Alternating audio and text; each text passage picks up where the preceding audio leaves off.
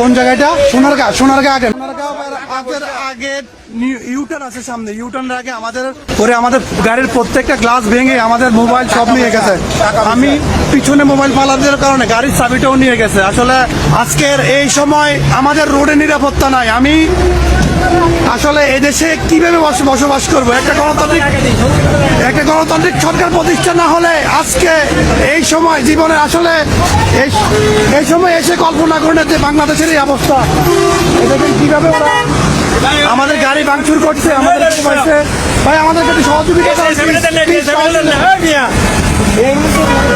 আমরা নিরাপদ, জীবনের কোনো নিরাপত্তা নাই। এমন জায়গায় আছি, আমাদের গাড়ি ঘোড়া ভাঙি সব শেষ করে দিচ্ছে। আসলে এখানে দাঁড়ানো হয়, এটা সেফ জায়গা না।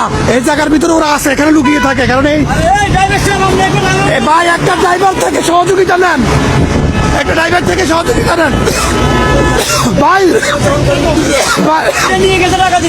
ভাই আমরা প্রোগ্রামের লোক, আমাদেরকে গাড়িটা স্টার্ট করার ব্যবস্থা করেন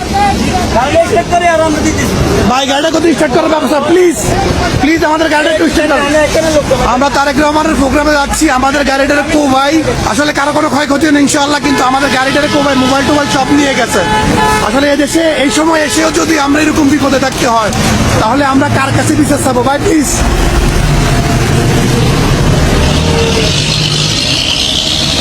কি মুসিবত ডাকাত কে ধরবে?